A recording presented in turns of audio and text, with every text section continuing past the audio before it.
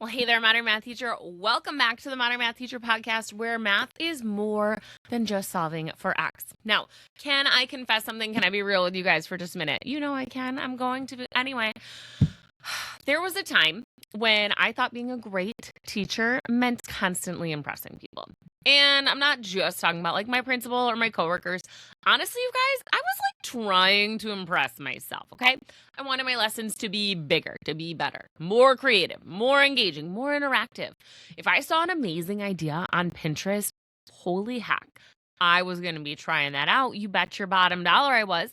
If another teacher shared an incredible activity in my classroom or on Instagram, bam, saved it, added it to my list. I was going to go do that thing, right? When I found any cool new tech tool, obviously, you guys, I needed to use that too, okay? And for a while, it felt exciting until it didn't. And then it just felt exhausting, you guys. And listen, I don't think that kind of burnout happened all at once. At least not for me, right? It happened, one lesson at a time, one resource at a time, one, oh my gosh, this would be so awesome at a time. And then I was like, dang, absolutely not. Because before I realized it, I realized I wasn't planning my lessons anymore. I was like producing an event each and every time, okay? And that's just exhausting. Every day kind of felt like I needed to outperform the day before. And here's the really dangerous part. When you're doing that, your students get used to it. Okay. So it felt like you have to keep raising that bar and it's impossible. So looking back at my time when I was like the Pinterest teacher, okay, I don't think that I was necessarily building a classroom. I was building expectations that even I couldn't maintain. Okay. So this is a real episode. I just, if that's you, maybe you felt that too, right? You spent 3 hours creating an amazing lesson. The kids love it. It goes great. Thankfully, it's not a mazer tag flop. If you know, you know. But then you go home and you're exhausted and you think, what the heck am I supposed to do tomorrow? How am I going to top that? That cycle is freaking exhausting, my friend, okay? Not because engaging lessons are bad, right? We love them. As long as they're not fun and fluffy, right? And they lead us to that kick-ass math class. That's great. But also, we need to not be convincing ourselves that every single lesson has to be extraordinary and over the top and a full-on production, okay? Now, one of the biggest shifts I've made in, the last several years of teaching is realizing something really kind of surprisingly simple. Your students don't need extraordinary every day. They need consistency, right? They need to know what learning feels like in your classroom. They need routines that are going to help them focus on the mathematics instead of constantly figuring out what they're supposed to be doing. Honestly, I think I really underestimated how comforting good routines are. Not just for the students, right? But for me. Right? I have my morning routine. I love a good classroom routine because every routine I intentionally built became one less decision you've got to make later. And that's when I really started thinking about it and realizing that you aren't just planning lessons. That is not part of being a teacher. I wasn't just creating projects, planning lessons, supporting them in this, right? I needed to be designing systems to support the learning. So, I still go on Pinterest. I still love me some Instagram. But when I come across a brilliant new classroom idea, and I do, I am asking myself a different question. It's not, would my students like that? It's, can I realistically implement and sustain this? Could I do it next week on the first week of school? Could I do it in October? Could I do it in March when testing season hits, right? What does this look like with 6, 7 different class periods? Oh my gosh, I said that. It's fine. Can I do this even if I am tired? Because if the answer is no to any of those questions, it might be a great idea for somebody else. It might be for somebody else, but it's not for me. It's not going to be a great system for me. And that's very real and very humbling, right? One of the things I notice about working with teachers is that they aren't constantly reinventing their classrooms. You're refining them. That is a huge, huge difference. You've got routines. You're going to improve routines. You're going to reuse routines. Your students are going to know what to expect. You are going to know what to expect.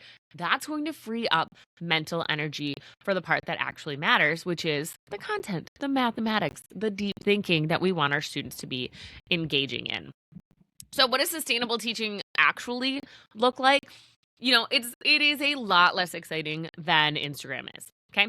It's routines, it's consistency, it's knowing that every Monday starts in a familiar way. My students know Mastery Check Monday. They're coming in on Monday, they're taking like a 5-question quiz to see what they have mastered from the week before. That's the routine. Okay. It's having discussion structures already built in with your students that they understand and can use, right? It's using protocols that don't require a 10-minute explanation. Okay. We want to be creating systems where our students become more independent because they know what to expect. Those things, they're not flashy.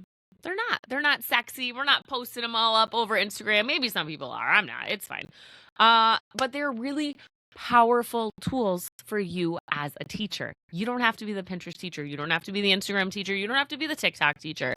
You need to be the consistent teacher that shows up for your students and supports them in their learning. Okay. Because every routine that your students internalize is going to become one less thing that you have to manage.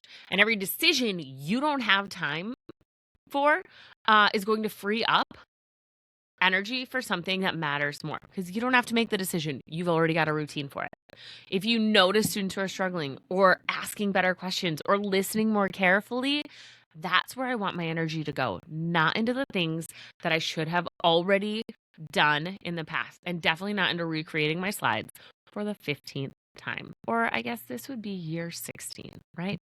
So one of the big shifts in my own classroom is not what am I teaching today? It's what systems can I strengthen today? We really need to be considering that when we are planning for our lessons, okay? If I know in my lesson that I've got a really great rich problem, and maybe I want to focus on our discussion routine. That's the system I'm going to be strengthening. That's the one we're going to keep building up time and time again. Or maybe we're going from independent work into group work. Fantastic. Maybe we're going to focus on that system and strengthen that so that it becomes automatic. Okay. Maybe it's how students reflect after an assessment. This one is going to be a new system and routine for me this year because I've, again, been refining it, not reinventing it. Okay.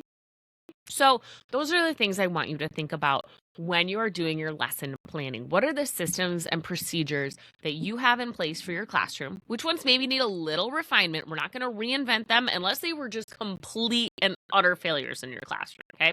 I want you to pick some and I want you to be able to refine them, and I want you to intentionally plan when you're going to be strengthening them in those first few weeks of school, okay? Now, imagine you introduce, for example, like a brand new collaborative structure every week. That sounds exhausting. Your students are going to spend half their time and energy figuring out the process. But instead, if you use the same collaborative structure all year long, by October, your students don't have to think about how to collaborate anymore. They spend all their mental energy on the mathematics. That's being intentional with your instructional design, okay? So I want to say something that I hope gives everybody some permission to breathe. You do not have to create a Pinterest, Instagram, TikTok-worthy classroom to create an unforgettable one for your students. Some of the best lessons I've ever taught are not beautiful. They're not color coordinated or laminated. They aren't viral because they were literally just a good problem, a whiteboard, and a conversation. It's because students remember how they felt. They remember the challenge. They remember finally understanding something that had confused them for a while, or laughing during a discussion when we accidentally say something wrong, or when I'm all cringy and I say 6-7 today. They remember being proud of themselves, right? They rarely remember whether your task cards matched your bulletin board. Sorry, they don't care. Just being honest with you. Now, I know social media can make it feel like every classroom has to look incredible all the time. And that's fantastic. If that's something that you love, you do you, friend. But if that is something that stresses you out, pass. Hard pass. Save that for somebody else, right? Remember, you're seeing somebody else's highlight reel. Your students don't have a highlight reel. They don't need your highlight reel. They just need you. They need you to be present, prepared, a teacher who still has the energy to show up in April and care about them just as much as you do in August. That's the teacher I want to be. That's the teacher I hope you want to be. So if you'd asked me 10 years ago what I wanted my classroom to look like, it was vastly different, partially because I was at a project-based school and partially because I was young and energetic and I just didn't know. There were so many ideas about what I could do to engage my students, right? But today, my answer would be different than it was then. I want a classroom where my students know how to think and work together, where they know, obviously, that mistakes are expected, where they know how to work productively by themselves and in groups, and where those mathematical conversations are going to happen more naturally for them.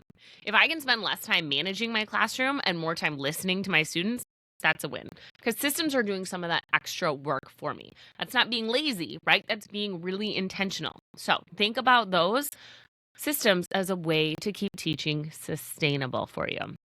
Here's something I would encourage you to think about before school starts, or if school has started for you. I'm so sorry, friends. But think about this now. What amazing lesson can I teach the first week? No. Okay, let's not do that. Instead, let's think, what routine will make every lesson after this one better? Right? That question can change how you plan, because extraordinary lessons, they're wonderful. Who doesn't like them?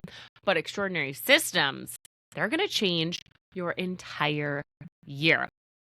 Now, if today's episode has you thinking differently about planning, of course, I've got that resource to help you out. It's called the Project or Practice Guide, and it's designed to help you decide whether a lesson is best taught through projects or through practice.